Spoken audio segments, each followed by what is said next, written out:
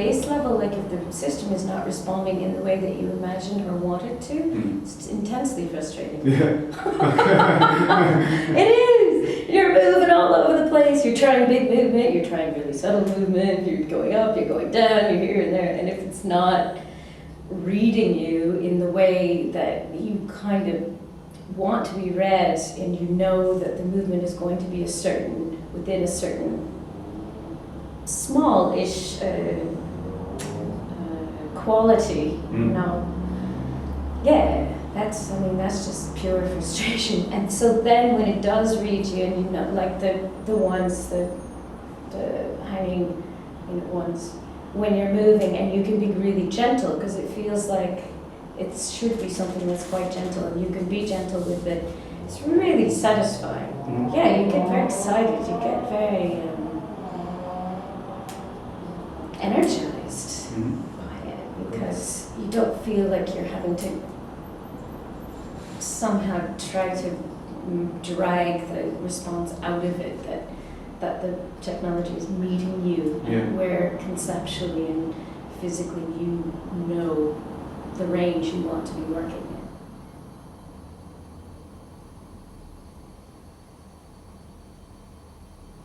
I had no idea before playing with them how I was going to move.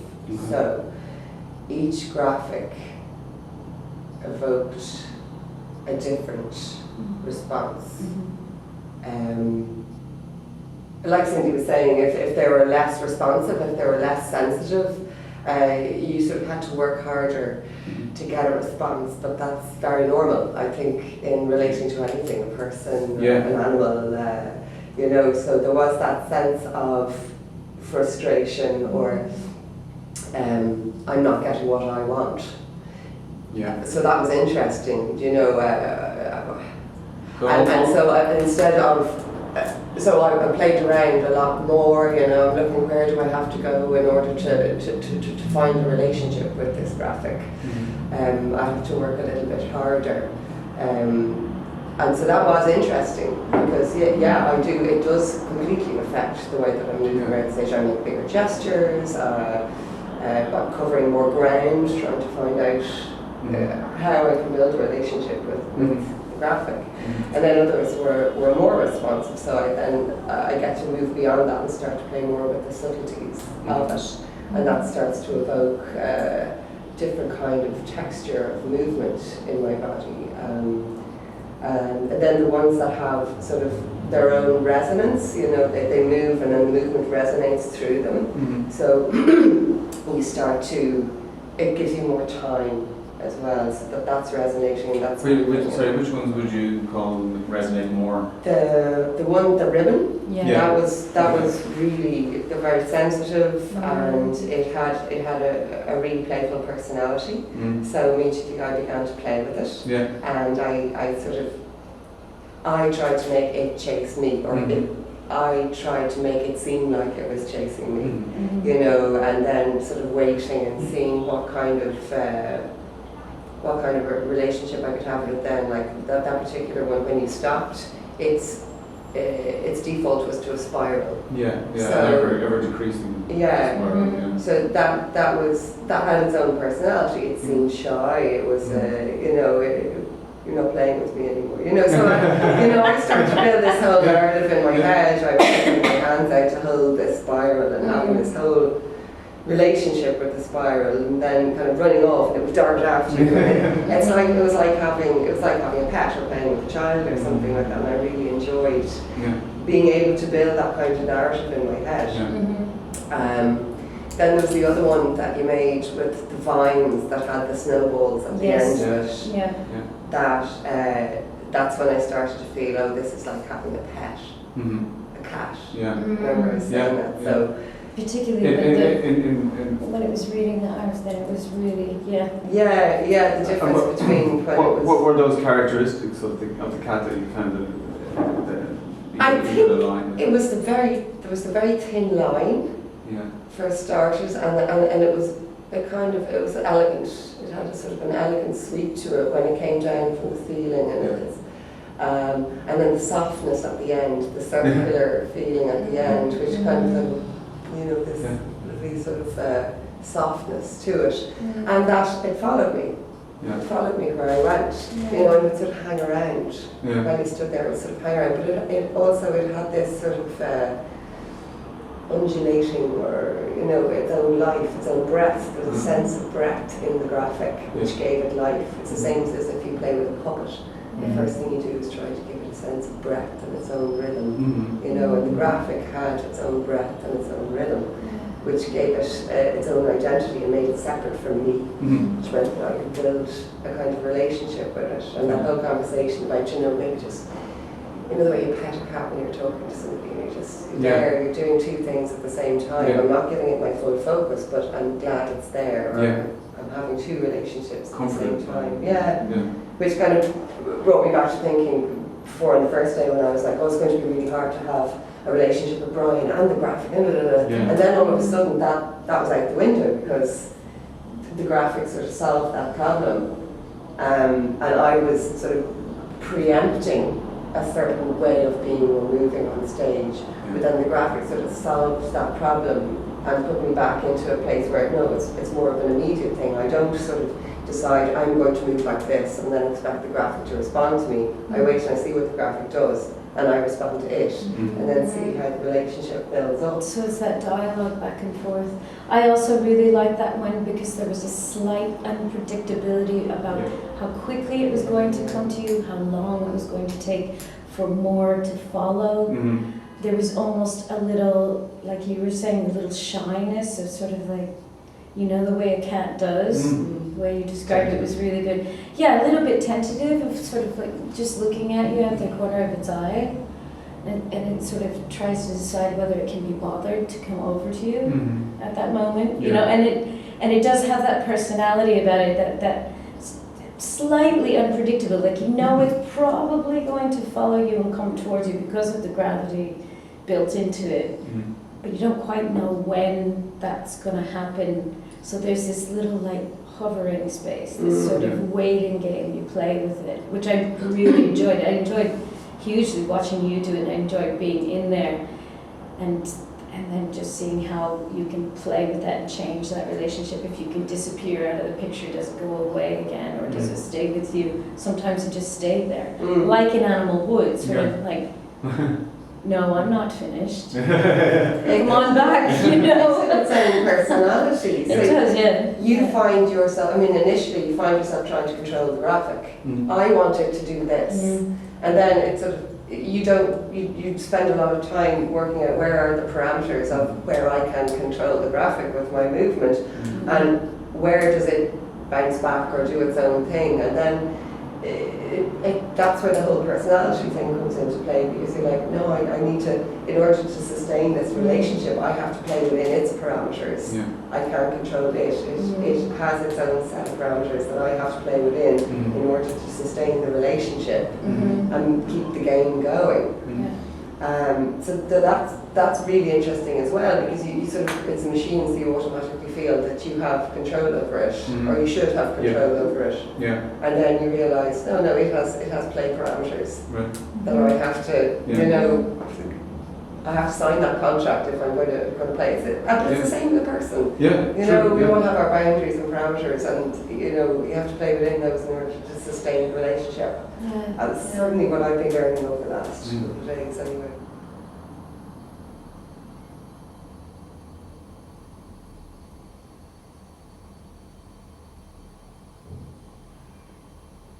Following on from the last idea, is that if I treat it like a person, or if I treat it like something that has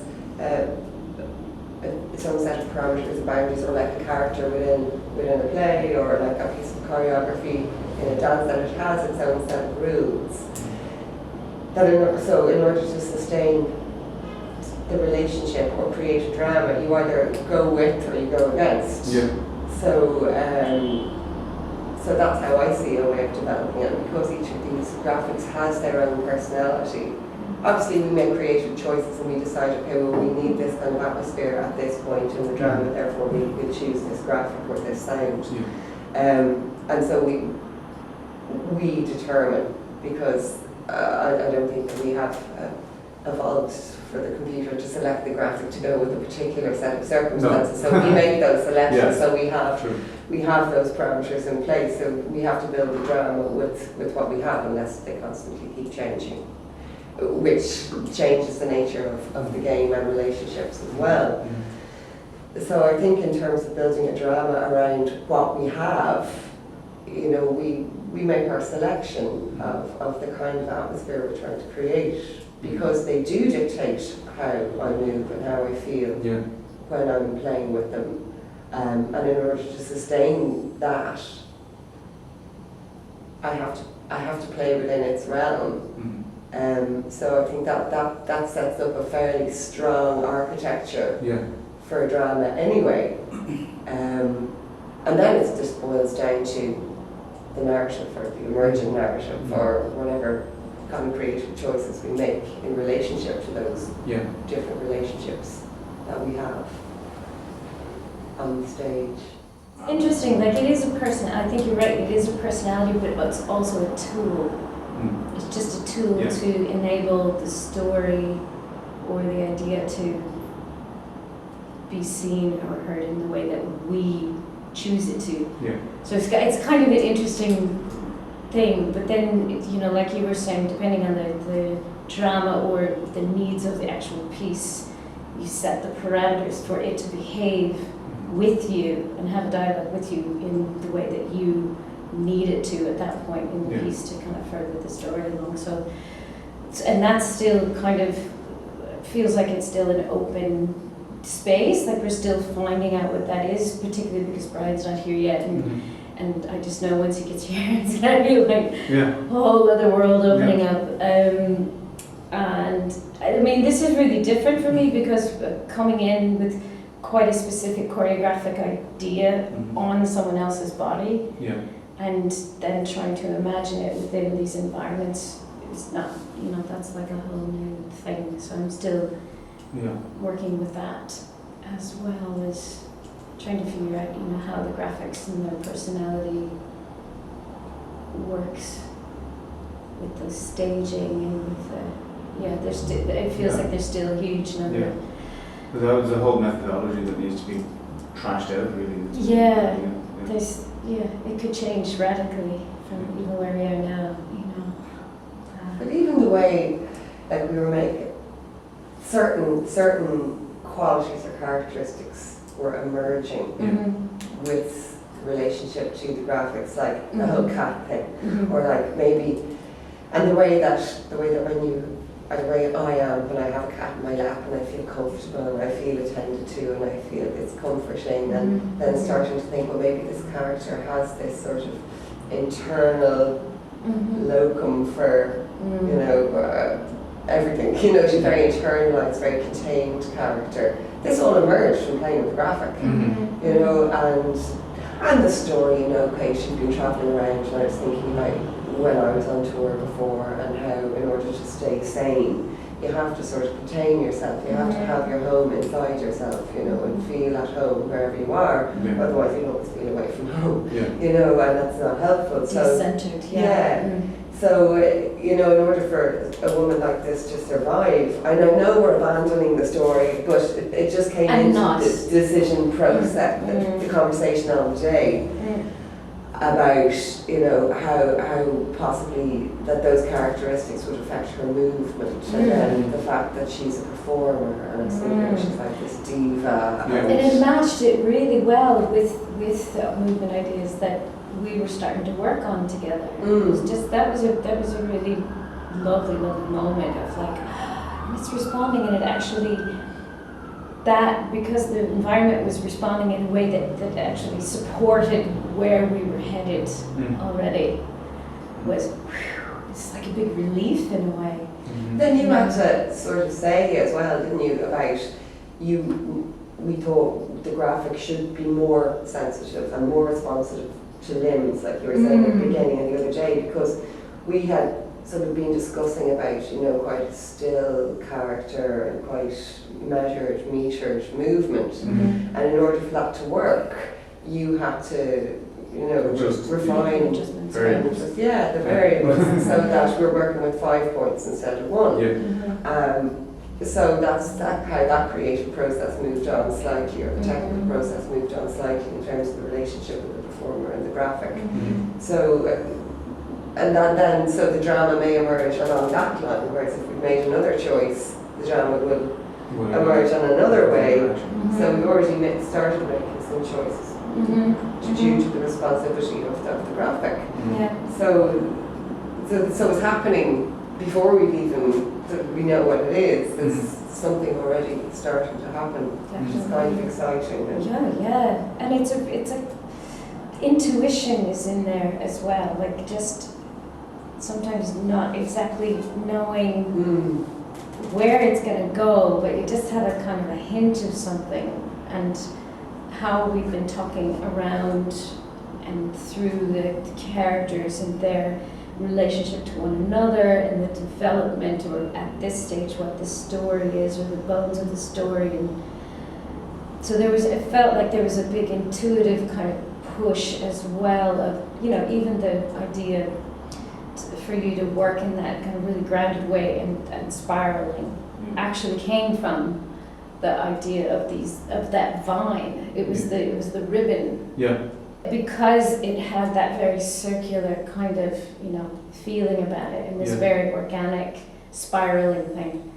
That's what kind of keyed me into the idea to try that with you. And then, so it just feels like it's this, like we were saying before, constant feedback loops of, what is working, what doesn't. What would we like to go to?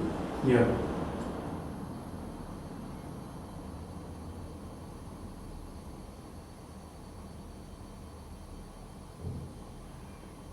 I don't think it's distracting away from the body though. Yeah. It just feels like it's focusing in a different way, as if, like for me, when it feels like all the elements are right, it's as if the graphics and the sound is actually coming out of the body. Yeah.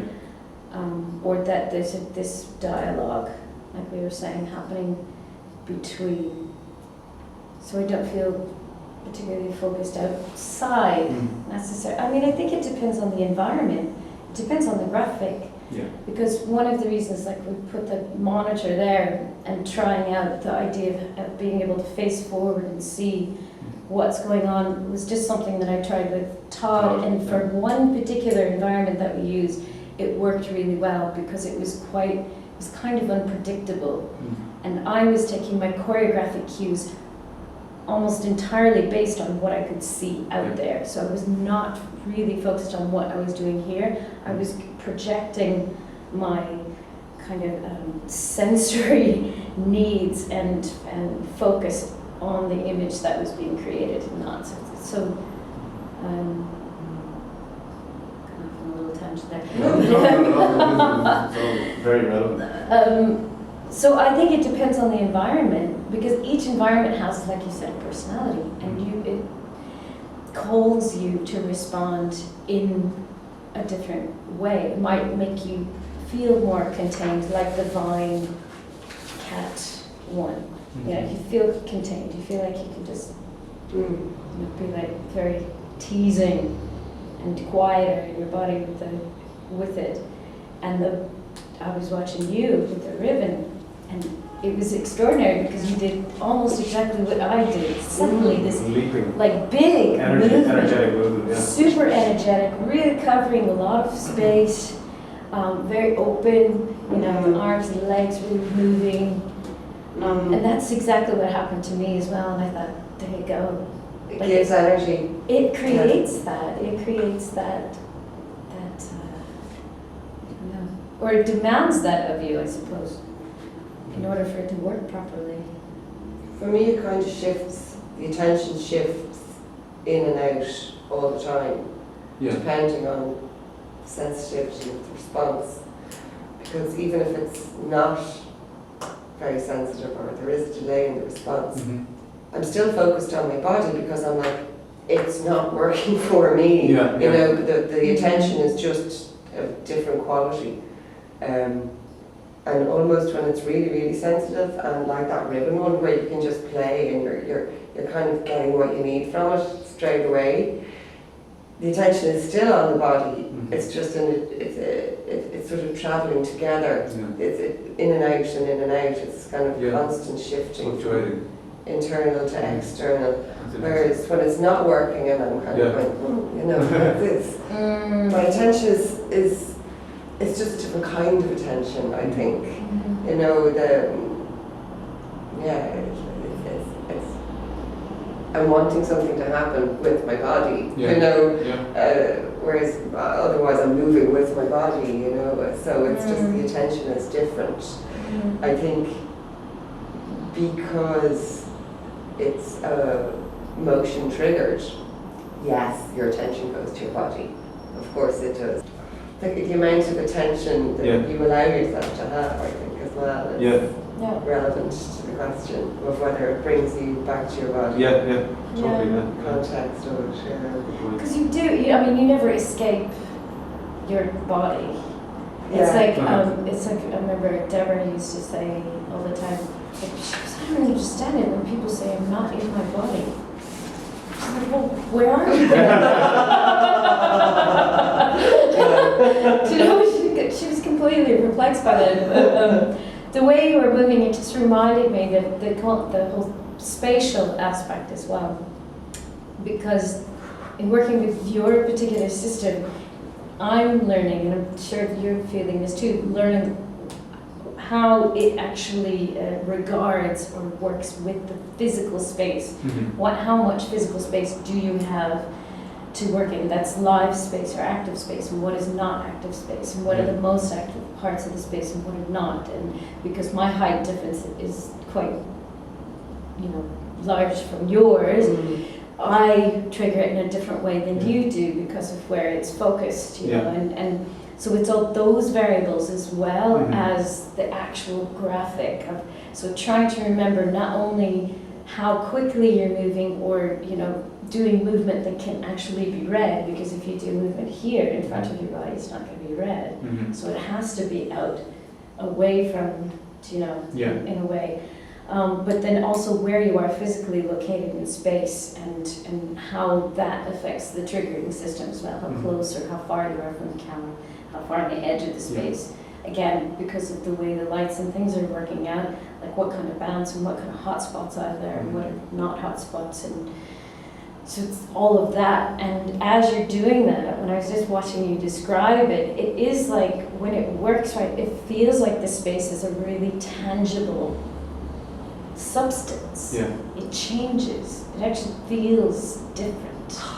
So when you're moving through it, when you do this gentle little movement, it's like the space is coming to meet your body rather than you moving through the space. Does that make sense? Yes, So it's a really different sensation when the parameters are right, when they're matching each other.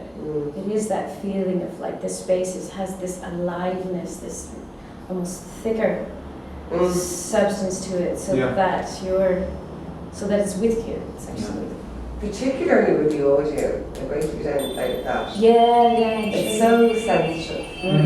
Like this is the scale on one side and then this sort of pitchless kind of texture on the other side. And the fact that I can put my hand here and go and then I can move my shoulder, go and sustain the note here and actually play along the scale and then stick my leg out to the other side and you know, and I don't think one filters the other. I think the sounds are quite separate, but the potential for composing sonically with the body, you know, and if, let's say, you know, I'm not thinking about what is my physical composition, but just thinking what is the audio composition that I want to make, you know, and if I just sort of want to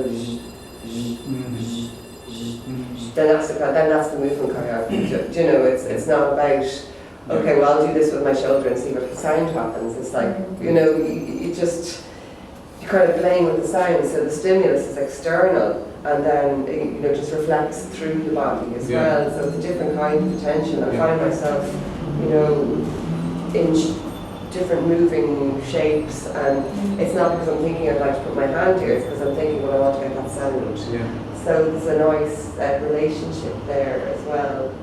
And then also, when you find yourself moving through the space and it's not responding, and all of a sudden you're alone, you know, so there's another kind of tension there as well. Sort of, yeah, you see the huge space and distance, and the fact that it's just a machine, and it's just a, you know, and it's not working today. And you've been abandoned temporarily. Does the space kind of open up a little bit? The responsibility changes Yeah. in the space as well, because the stimulus is gone. Yeah. So all of a sudden you're back responding to the walls and the space and your body and your thoughts and whatever else it is we use to make movement. Yeah, the space feels cold.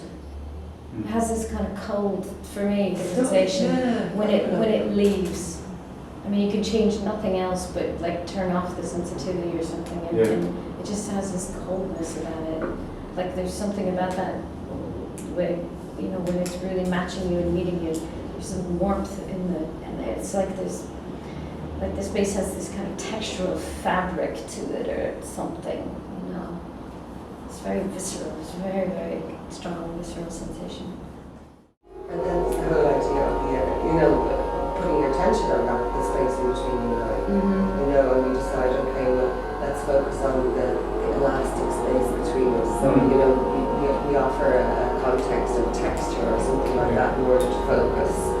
And this Japanese idea of ma, you know, this energetic space that exists between us. And then we focus on that to create tension between us, especially for creating performance work. You know, you're quite focused on the tension between the moving, thinking bodies in space. And it's that tension that helps us sort of build dynamic and conflict and relationships with each other. And that space is always there, regardless of what we do or what we see, but the minute we focus our attention on it and decide to use it, it becomes active space. That can stimulate us, you know. So it is again just a matter of attention. So when the graphics are gone, you have to shift your focus back to this. What else are you relating to in space? Before I was relating to this place, this screen, or this sound, and then that's gone, and now I'm relating to, you know, you guys and walls or something else. So it's the space between me and what. Yeah. Do you know what I realised? I just realised as you were saying that it's the space between me and the camera. That's how I regard it. So your idea of the fourth wall for me actually disappears entirely. Yeah. Because I know that the space is actually active all the way up to the back of the theatre. So the artificiality of that line between the stage space and the audience space just doesn't bear any relevance. Now this is in the way that your system works. Like when I was working before and we had a camera on the stage, so then it was really clear that that was the kind of active space. But with yours, it doesn't. There is no fourth wall. There can't be because the technology is all the way back there, and that's one of the partners that you're working with in order to create the reality.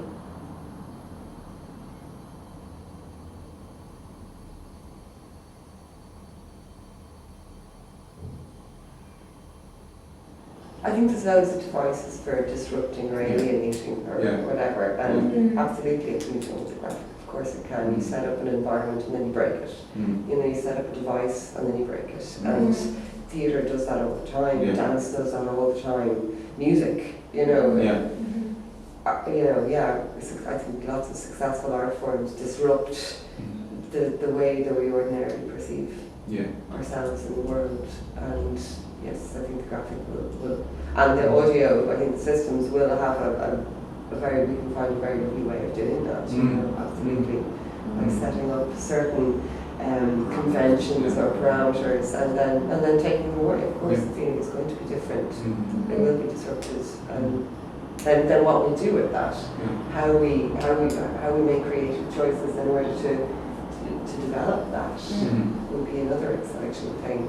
Especially if it's quite cozy. Like you notice when you dance with no music. You know, everyone's at a disco and everyone's dancing, and then all of a sudden the sound system breaks. And everyone stops dancing. And they start looking at each other as if dancing is impossible with no music, you know? Except for those of us who like to dance with no music, are like, yeah, it's good. I can hear it. Yeah. I can hear it. You know, it's the same thing, like, Yes. stop doing what we're doing when Yeah. it's raining. You know, it's like, you know, traffic slows down. Whatever, it's just another disruption. Yeah. It's just how we perceive it and use it, Yeah. which will be exciting. And I think it'd be nice I think that's It would that's be going to really be the nice. most exciting part, really. I think. Oh, maybe for you. I look forward to it. I look forward to like building up a confidence and almost a reliance. You know, this relationship with the technology and the choreography, and then testing that, like seeing what happens when you pull it out, when you lessen it, when you know, so that. In a way, it'd be interesting to see if the technology can become almost a little bit more of an autonomous personality within the construct. I suppose it depends on how you structure the piece, but that's a kind of interesting idea, really. Is it how autonomous can it be? Yeah. Or I mean, if like you were saying, you're going to be up there actually working. Yeah, there The will system be, live. Yeah, there will So be then some of that as well. So you are very much a part of what is actually going on stage. So again, the space for me is broken the traditional audience performer thing, because actually one of the performers is all the way back up in the booth. There are two, yes. The sound will be also, manipulated in real time by a human as well as Yeah. a computer. So energetically, we've surrounded the audience. We've surrounded Yeah. them, you know. Yeah. But like energetically, as a group of people working together, we're working through and around and over the top of them as they witness or take part in this thing that we're creating. That's very interesting. It's nice to play with that sort of attention shift Yeah. as well. I mean, theatre performance uses it all the time. A Yeah. character leaves the stage. Yeah. The energy shifts, the conversation changes. It happens in life all the time, constantly having to readjust to new sets of circumstances. And I guess our job is somehow how we use that to frame our drama, and what stories emerge from that. So if we're really treating the graphic not just as an environment, but as a sort of a character or an active participant in it, then the absence of that will be just like a character leaving the room, or what traces energetically does it leave in the space when it's gone? What resonance and what's our memory of that, and how we refer to it or its absence. And there's definitely something about using that absence. Yeah, playing with it, playing with that absence, like going with it, going against it, using it as a transition moment, and there's lots of choices that can be made. And it also forces us not to rely on that aesthetic in order to create the performance, because you still have to develop, real characters. You still have to have real relationships on stage.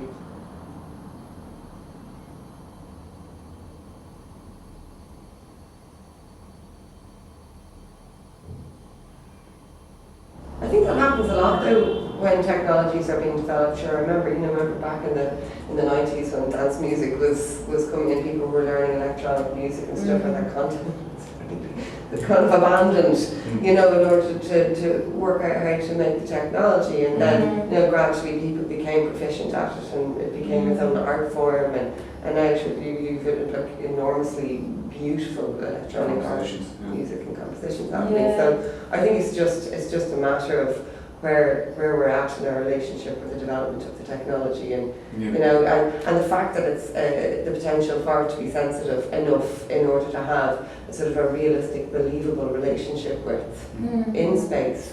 So it's a good time now for exploring, I think, the idea of emergent narrative in relationship to the. I hope you're right.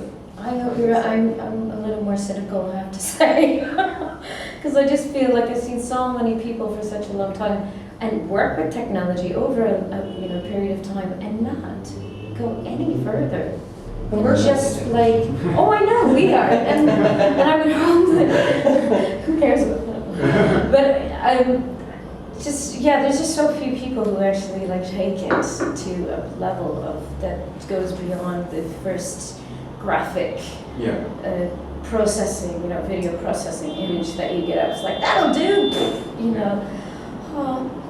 And I hope you're right. I hope also because the technology has developed and it's become easier to access, easier to buy, easier to work with, all of that, that there will be more people kind of taking it further, and that the genre is actually expanding rather than, just going for the cheap gag or something. Although I do love cheap gags. People will always go for cheap. That's for easy some options. people, And I just think up to now, performance has been about showcasing the technology in a way.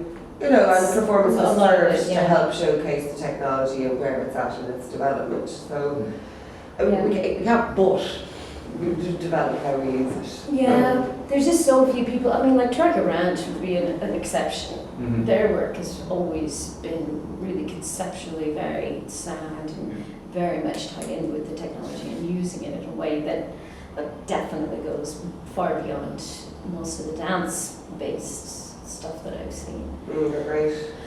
But it's a few exceptions here and there. Really, it's looking at the number of people that are actually working with technology and live performance is there's not that many.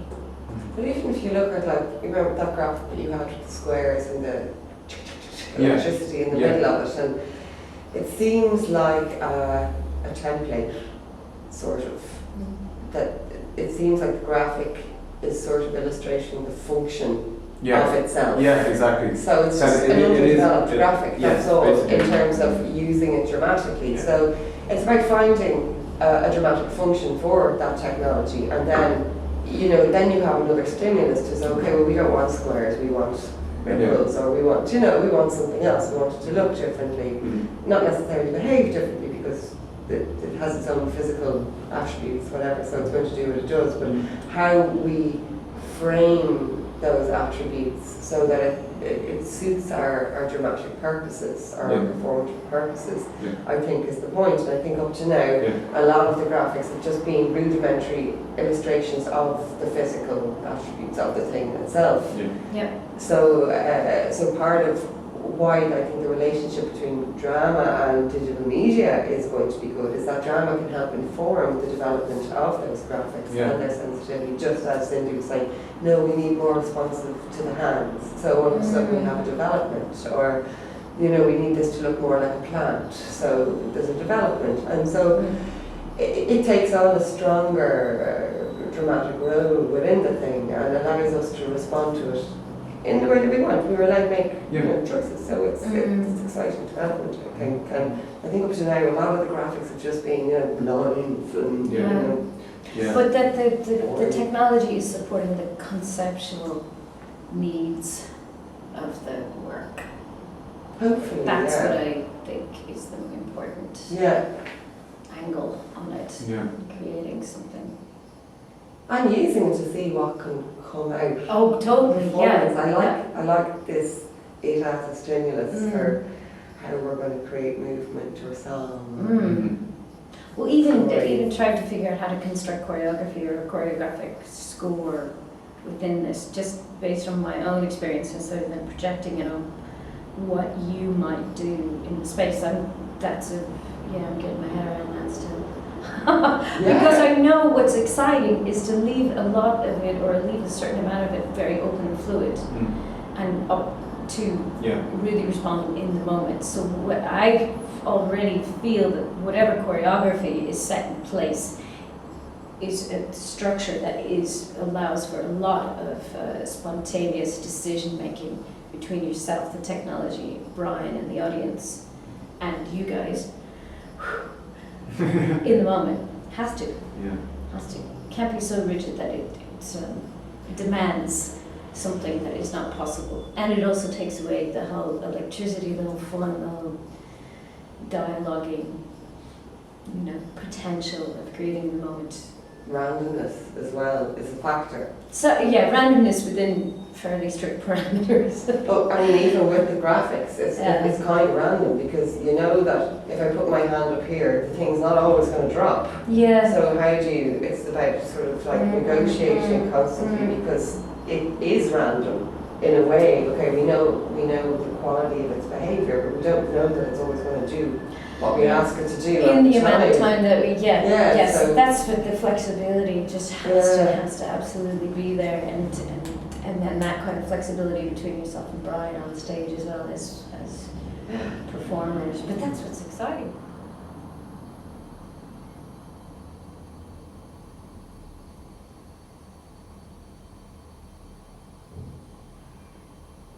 like a part of me thinks, you know, just allow it to respond with whatever I'm doing and give it no heat, you know, and just allow it to respond randomly because, you know, it's hard to predict what it's going to do. Or I can turn around, you know, give it all my attention and play with it. Well, and that's normal anyway. Yeah, it's normal behaviour anyway. You know, I'm going to walk down the street and I'm not going to look at how everything around me is responding to me. I'm just going to get from there to there. That's what I have to do. That's my business. And then sometimes, you know, something happens and you give it your attention, and that's another engagement. So it's just like how much importance it's given in terms of power on the stage, or you know, it's just something that's there. Something I noticed about when it's not working, or when it's not giving me what I want. It's not working. It's not working for me. So do I continue to give my attention, or do I get what I need elsewhere? So in terms of kind of dramatic choices, it's kind of interesting to me. How is it going to be a piece about how I relate to the graphic, or is it going to be a piece where, you know, the system has a role within it, but it's not the primary thing? I don't know, you know. So it's just a balancing thing that'll emerge. Definitely, you know. And then there's the whole idea is if I manage to be able to find a relationship that really works for me on the stage, and I get myself to a place where I'm able to get the graphic to work with me, how I use that in order to frame what I'm doing, or you know, draw attention to myself, or draw attention to it, or to some other part of the drama. How reliable is that possibility? Yeah, I think and always, for me, making those decisions goes back to the live presence. You know, the live presence is first, and the technology is a tool. And what I like about this piece in particular is that already built into the idea of the piece is the not confrontation, but an interaction specific, looking at, touching, reacting with the environment. Because they are these plant creature-like things. So there's already an understanding that will happen at some point, that there will be this, you know, you're actually facing them, or Brian, or, you know, that there's this interaction, which I love, because then it's you as live performers on stage are already saying, this isn't just a backdrop, this isn't just a fancy kind of environment to, you know, make you look good. It's actually a thing in and of itself, and part of the story, a very important part of the story. And I like that really obvious, really direct, like that decision has already been made. So how we choose, like you were saying, how we choose to play with that and frame it and change the parameters, that's going to be really fun to find in the rehearsals.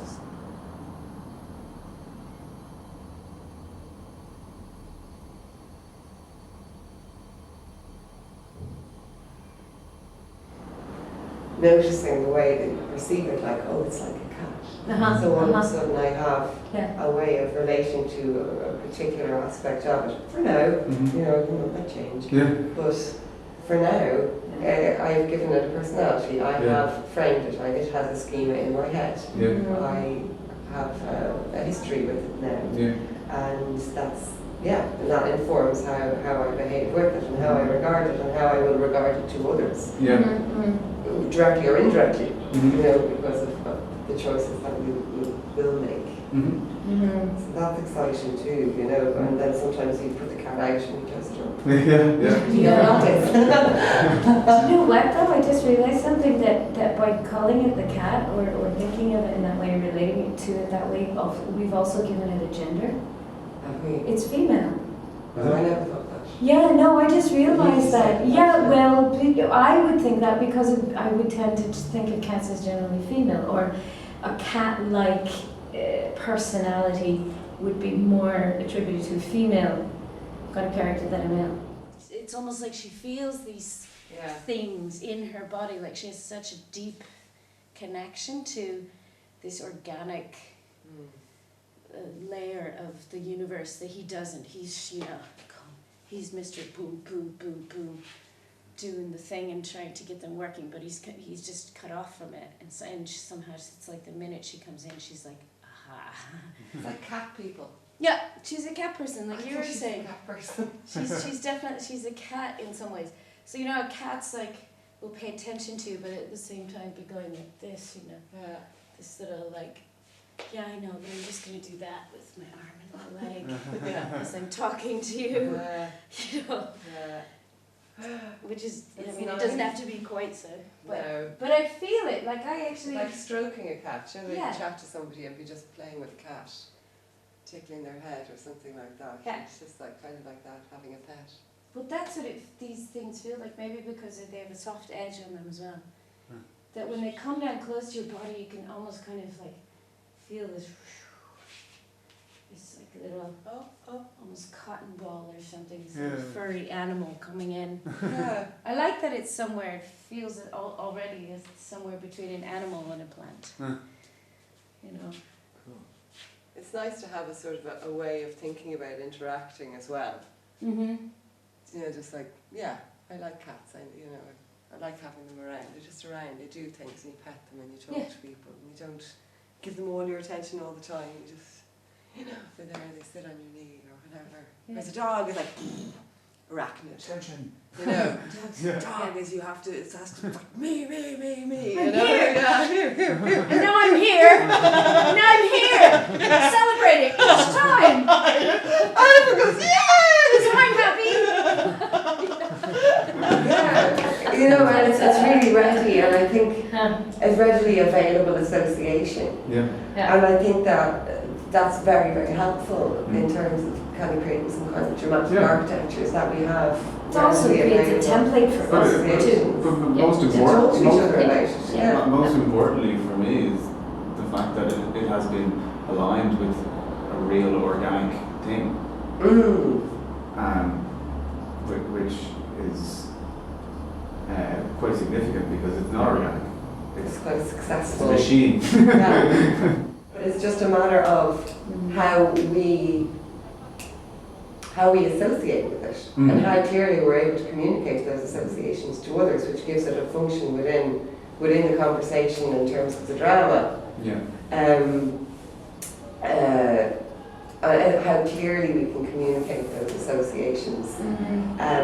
You know, in another context, that cat-like graphic may have no place. It just so happens that in this context it does. So it's important. So we give it attention and we sort of develop it, and we attribute characteristics to it, and then through that, you know, it will develop whatever you do to it in whatever direction. You know, you might slow it down and make it a far more jaggedy kind of movement, in which case it will no longer be cat-like and it will be something else. But the more we reinforce associations, the more details they get, and we can develop those kind of relationships. So I think it's purely contextual,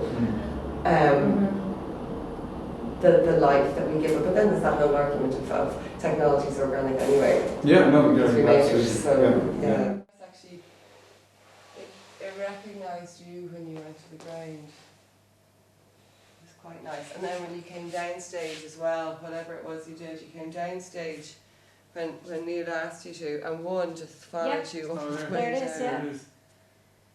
which was absolutely lovely. Yeah, it's the simplicity of that is really gorgeous. Really, really lovely.